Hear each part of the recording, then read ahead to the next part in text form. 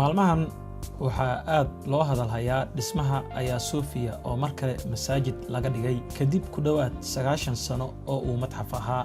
madax hogaamiyaal diin iyo dad kale ayaa ka falceliyay, balse madaxweynaha Turkiga Erdogan ayaa difaacay go'aankaas ka soo baxay maxkamad.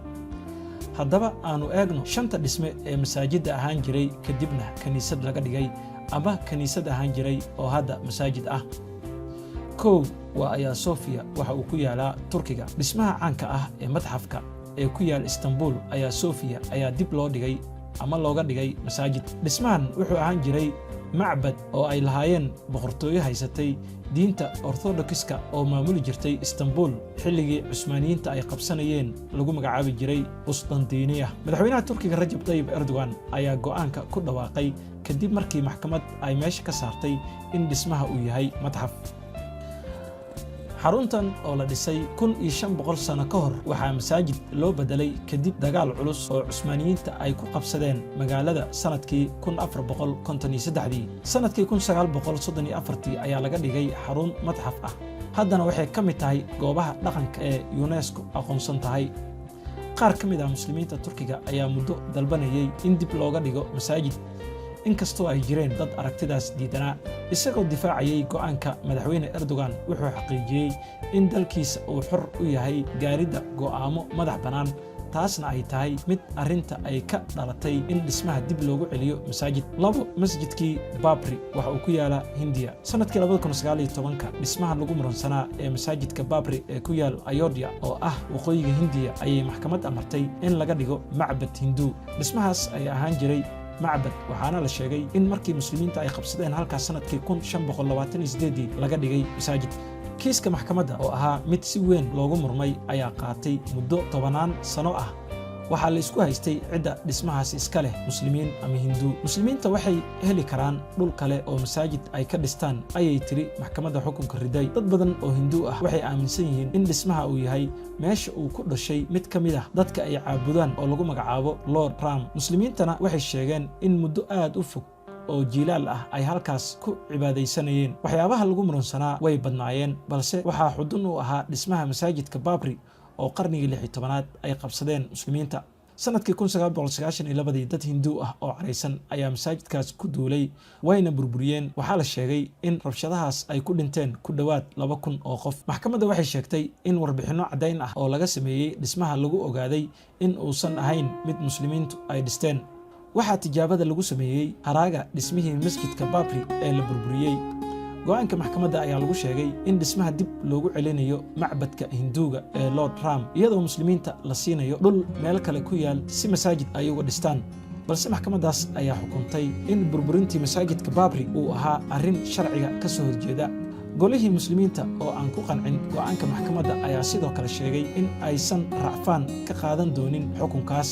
masjidka Cordoba sanadkii 2014 boqolaal kun oo qof ayaa saxiixay dacwad ah in dhismaha caanka ah ee katedraalka laga dhigo kaniisad Katoolik ah.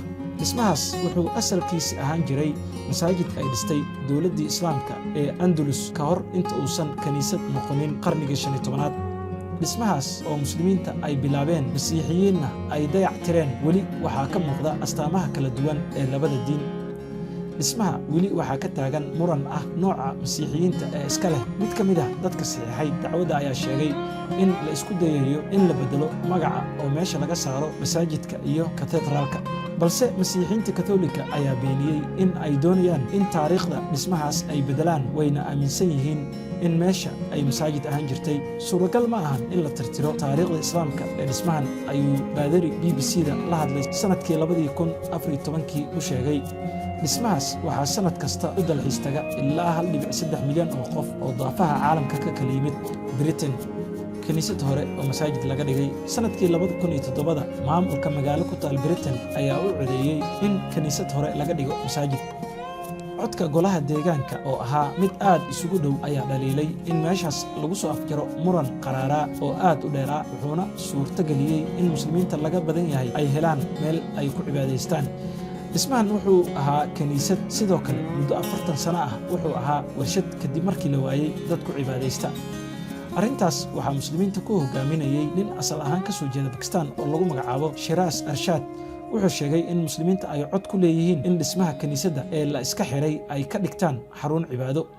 xilligaas ee uu soo baxayay go'aanka, waxaa muslimiinta ku noolaa deegaankaas ay ahaayeen ilaa 300 oo qof, balse hadda aad ayay u sii bateen. masaajidka Granada sanadkii 2003 muslimiinta Spain ayaa ku guuleystay in ay dib u helaan masaajidka Granada, kaas oo muddo 500 oo sano gacantooda ka maqnaa. magaalada uu masaajidkaas ku yaalo ayaa mar ahaan jirtay meeshii ay ugu awood badnaayeen muslimiinta Yurub. maalintii dib loo furay masjidkan waxaa ka qayb galay muslimiin badan iyo madax ka socotay maamulka Spain. sida ay sheegeen muslimiinta, in ay dib u helaan masaajidkaas waxay ahayd soo nooleynta kaalinta islaamka iyo sharafta taariikhda muslimiinta. balse waxaa jiray dad badan oo reer Spain ah oo aad uga carooday arrintaas. muddo 500 oo sano ka hor ayay masiixiyiinta Spain dib u qabsadeen halkaas oo ka tirsan koonfurta waddankaas, waxayna soo afjartay maamulkii boqortooyada muslimiinta ee Moorish oo muddo 800 oo sano ah halkaas xukumayay. kadib markii muslimiinta laga adkaaday, dadkii Spain qabsaday oo diidanaa cibaadada muslimiinta ayaa bilaabay in dadka ay si qasab ah diinta islaamka uga saaraan. waxaa sidoo kale la burburiyey masaajid oo meeshii ay ka dhisnaayeen dib looga sameeyey kaniisado. haddii aad ka heshay muuqaalkan, like saar, sidoo kale la sii wadaag asxaabtaada. mahadsanid.